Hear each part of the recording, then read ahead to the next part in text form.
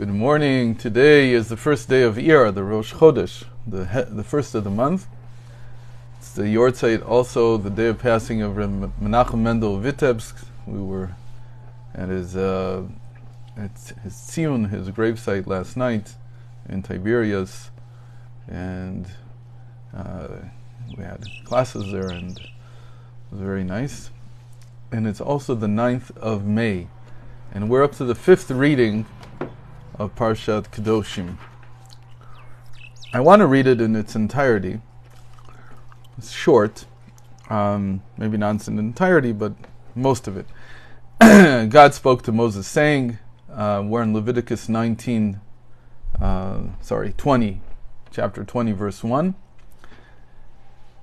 You must tell the Israelites that any individual of the Israelites or of the converts who dwells among Israel, who hands over any of his offspring to the Molech. And we'll talk about in a moment what this Molech was. We actually discussed this already last year. Must be put to death. The people of the land must pelt him with stones.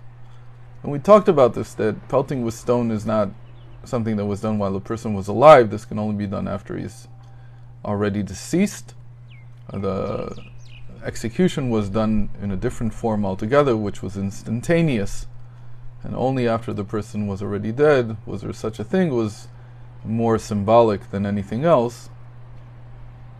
But obviously this is, well, first of all, this is the first time this is mentioned, this type of execution by stone. And we said that what it really means is a person was pushed off a very high building and was killed instantaneously, and only after that did the judges throw a big stone on him, and then the people, who I guess watched this, also pelted the body with some rubble or some small stones. But again, this is not the point. The point is that there's this type of strange idolatry called Molech, and it's punishable by death. And we have to understand what was this exactly? What kind of idolatry was this? So he says, if he is not put to death, I will instead set my attention upon that man. Don't think that by not pursuing his justice, he'll be let off. Because God says, I will set my own attention upon that man. And Tati Panai Ba'isha actually says, I will, as it were, leave all my other duties and set my attention on him. Because he gave of his offspring to Molech, thereby spiritually defiling the Israelites, my holy people, and profaning my holy name. If the people of the land ignore that man when he gives off his offspring to the Molech, to put him to death, I will set my attention upon that man, upon his family. I will cut him off. Excision. It's called excision. Karet. Now, Vishnevsky adds something that's very important. Idolatry is not just deciding to jump up and down and do calisthenics in front of an idol. There are very specific laws regarding what is considered idolatrous service. You have to serve the idol in some way. You have to serve the foreign god, the physical, corporeal, whatever type of god that you take upon yourself that is like an idol, in a specific way. What are these ways? So in principle, there are 4 ways in which God is worshipped, and you have to do one of these to a foreign power, to an idol. What are the 4 ways in which God is worshipped?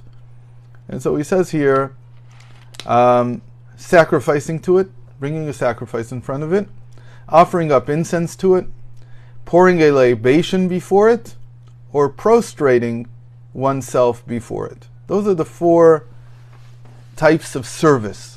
If you didn't do one of these things, then really it doesn't matter that you participated in some ritual that they do.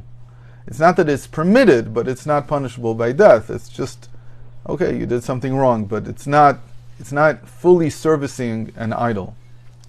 And now he says that by telling us about this Molech, he's adding another category. Apart from these four, there's also another category. And how is the Molech serviced? That you took a child, and you notice again that the whole issue here is taking a child and bringing him to the Molech. And how did they do this? They would make twin bonfires and pass the children between them. And we talked about this last year. There's a dispute about whether they actually burnt them or whether it was just passing them between the fires. But this was Molech. And so now this becomes a special category that, apart from sacrificing incense, libation, and prostrating, so there's also this idea of twin bonfires and passing a child in front of these, in front of this idol between these two fires. It's also considered now a new category. And so this person who did so dies childless. That's what it means. That's what excision means. That you die without children, or that if you had children when you did this, then you will still die childless. So, what is there's a lot of very interesting rules that come out of this, but the one that's most interesting is that excision is only for an individual. It can't be for the entire people. And I want to read verse 5 again. I will cut him off. And the sages learned from this that I will cut him off, but I will not cut a group off, and certainly not the entire people. What does this mean? So, here we want to go into a different dimension and think a little bit about these things, not as just whether a person has children or not, but rather to think about what it means that a group is not cut off from the Jewish people. What is the meaning there? Can we say that there were groups that weren't cut off? Of course there were. There were always groups that were cut off. There were whole sections that were cut off. It's true that not the whole people, that never happened. Can't happen maybe, but there were groups that were cut off, that they disappeared. One of the most unfortunate groups was the Karaites. People who stopped somewhere in the 9th, 10th century, stopped believing in the oral tradition, and they decided that only the written tradition is what they are required and obligated to follow, and they've basically been cut off. Unfortunately, this happens to all kinds of groups in Jewish history. People who try to deviate from the norm in some way, and they get cut off. In the time of the Baal Shem Tov, there was a famous cult, Jewish cult, it was called the Frankists, and they were also cut off, literally cut off. And the Baal Shem Tov actually, the day that they were cut off, finally, eventually, and lost, he made that as a fast day during his lifetime, because it was such pain to have. It's like a person losing a limb. So what does it mean that they're not cut off, that this has happened? So the very interesting idea spiritually here, when we go to the spiritual dimension, is that it's true that some people can lose the special spiritual status that they had, but the spirit never is excised. The spirit will find somewhere else to dwell. And I'll give you the most clear example in Jewish history. Samuel was the architect of Jewish monarchy, because until Samuel's time, the Jewish people were divided into tribes. They lived tribal life. Tribal life is terrible for many, many reasons. It is simply a terrible way to conduct a large group of people. And so Samuel, who was a prophet, said, it is now time to fulfill what the Torah commands us, to appoint a king. meaning, in other words, to make a monarchy. And he anointed 2 kings, not just one. First one was Saul, and then David. And Saul was a letdown. Even though he began to establish a monarchy, he ended up being, or not having, the one most important requirement of a Jewish king, which is that he follows God perfectly, that he doesn't deviate. And so God cut him off. But once monarchy had already been established, it didn't disappear. In other words, it's almost like this spirit that Saul had that gave him the strength to unify the tribes together into a monarchy was lifted off of him, and it was given to David. And that's exactly the description in the book of Samuel. That when you have a group, here it's not just Saul, it's Saul and all the people around him, including his armies. When you have a group that are involved in something that is holy and good and pure, and they deviate from it, then the spirit that was upon them, that made them into a group, that made the cohesion between them, is taken from them and it's put on someone else. And in this case, we know exactly where it went. Saul was troubled by insanity and by all kinds of paranoia, and the spirit was taken off of him and his men, and it was placed on David and his men. And even though David's men to begin with were not the type that you would think would be monarchic material, not at all, not the people you would make an army from. They were the most bitter, embittered, shunned people from society. But once the spirit settled on them, it transformed them. They became invincible in a certain sense. They were able to carry David from his very low status as just a musician in the court musician, who was struggling to stay alive because Saul wanted to kill him, to make him eventually, after 7 years, into a king. So that's what it means that the community is never excised. If there is a power that holds a community together, if the community deviates, that power simply lifts off of them in a certain sense and searches for somewhere else to dwell, for some other group to take upon themselves that responsibility, that aspect, that spiritual aspect that bound the previous group together. And once they have it, they're given a chance to do something with it as well. And so David never hurt Saul. He simply waited. He knew that if Samuel had anointed him, the time would come when the spirit would be taken off of the king, off of Saul, and placed upon him and his men. And this all has to do with the name of this type of idolatry, as it were. We're not even sure exactly what this is, called Molech. Because Molech is from the same word as the Hebrew word for melech, for king.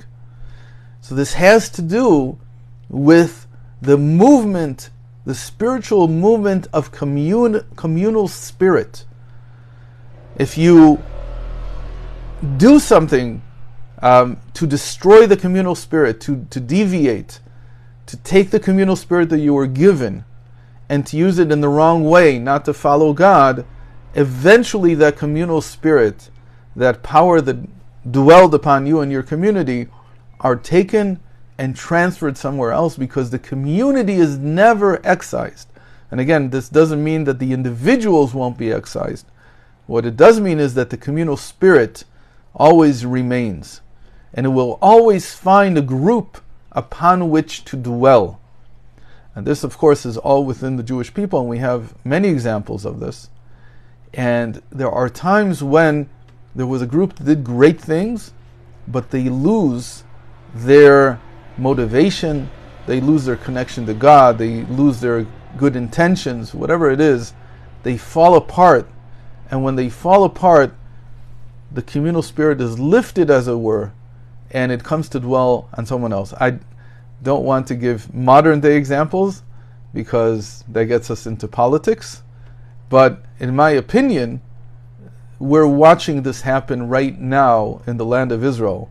And people who have a strong sense for spirituality see how what in the past held together communities that ruled the land of Israel, you could call it an oligarchy or something like that, they've lost that what we call their tzelim. They've lost their spirit. They've lost what they used to have. But there is no vacuum left behind. Meaning, once this spirit lifts off the people who used to be able to shepherd God's nation, it will dwell on a different group. And we're just waiting to see when it comes down again. And the salvation, the rebuilding of what we call the Jewish presence in the land of Israel will start from a different group now. When it's happening, people who are sensitive to this spiritually feel it happening. Everybody feels that something's dissolving. And I've talked about this in the past. Everybody feels in a state of nothingness. It's like what we knew is no longer. Everything looks like it's in pieces, falling apart. But that's exactly what it looks like when the one group loses its communal spirit, its ability to lead, and that spirit is moved, it's transported, it searches for a place to dwell. And when it finds it, like in the days of King David, it still took some time, but eventually David was able to build a monarchy that at its core was so strong that God made a vow to him that forever his descendants will be the leaders of the Jewish people. But these descendants, even if they don't follow God, will still, there's a very strong vow, we don't have time to talk about it right now, but it's so powerful that it coheses together the house of David. So let's get a little bit of perspective from these verses about this whole concept of a communal spirit, that the community is never excised, but rather it's like the soul of the community lifts and it transfers somewhere else. Thank you very much for joining. Hope to see you tomorrow.